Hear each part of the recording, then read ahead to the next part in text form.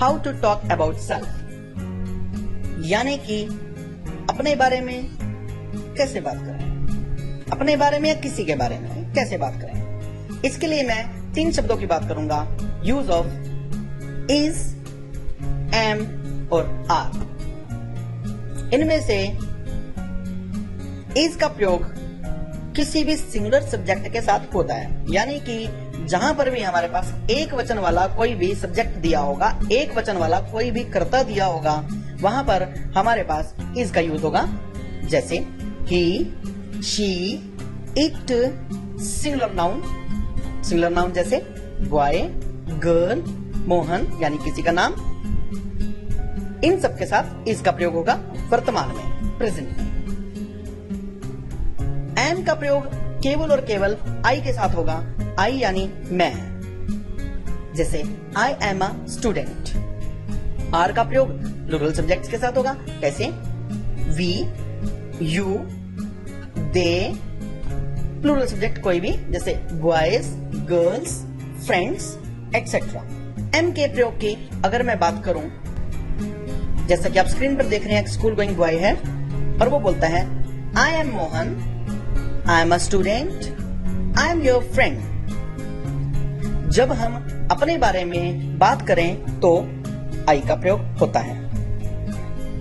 मैंने जैसा बताया, दूसरे के बारे में बात करेंगे तो इज का प्रयोग होगा। जैसे यही स्कूल गोइंग बॉय अब दूसरे बच्चे के बारे में इंट्रोडक्शन दे रहा और बोल रहा है he is Shyam, he is a student, he is my friend. Is का प्रयोग सिंगुलर यानी कि एक वचन सब्जेक्ट के साथ होता है, जैसा मैंने आपको बताया।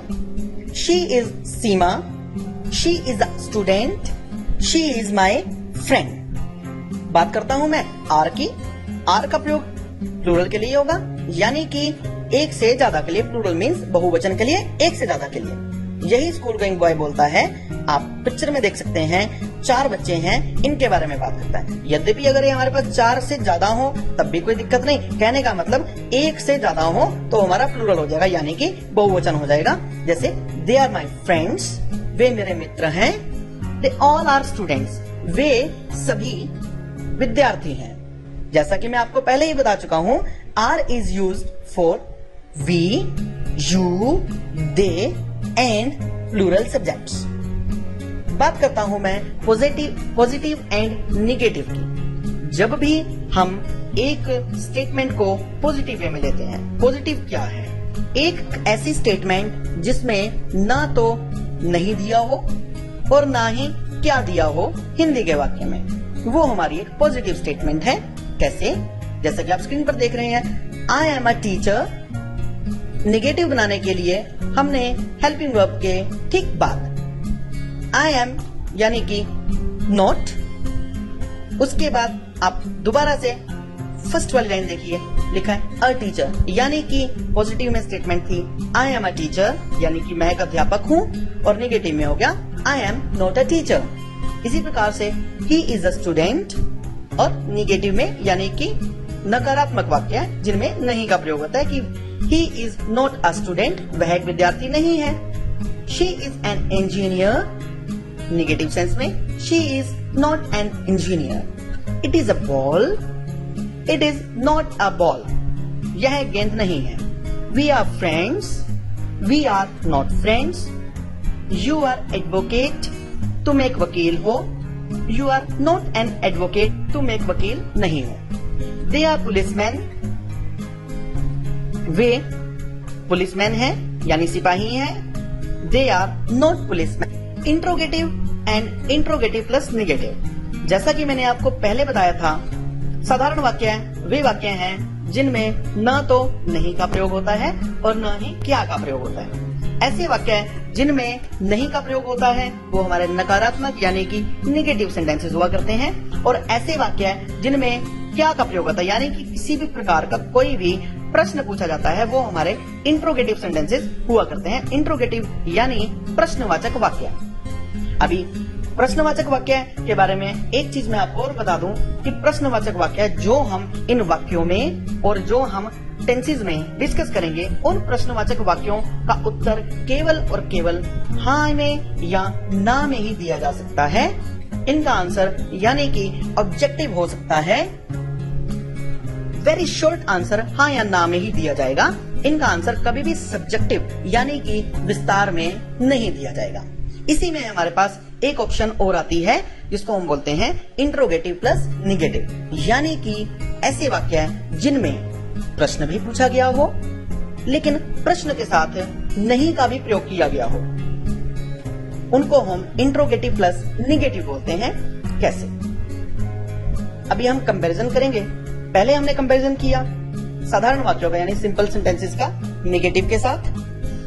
अब हम कंपैरिजन करेंगे इंट्रोगेटिव का इंट्रोगेटिव प्लस निगेटिव के साथ। मैं दोबारा से एक बार आपको याद करा दूं, साधारण वाक्य है यानी सिंपल वाक्य है वो वाक्य है जिनके अंदर ना तो नहीं दिया हो हिंदी में और ना ही क्या दिया हो हिंदी के वाक्य में, वो हमारे साधारण वाक्य हैं। जिन वाक्यों में नहीं दिया हो वो हमारे निगेटिव सेंटेंसेस, जिन वाक्यों में यानी कि जिनके हिंदी के वाक्यों में क्या दिया हो वाक्य के शुरू में और अंत में प्रश्नवाचक चिन्ह दिया हो वो हमारे प्रश्नवाचक वाक्य है यानी कि इंट्रोगेटिव सेंटेंसेस। और ऐसे वाक्य है जिनके शुरू में क्या और जिनके बीच में नहीं दिया हो वो हमारे interrogative plus negative sentences. Negative sentences के बारे में एक चीज आपको और बताऊंगा।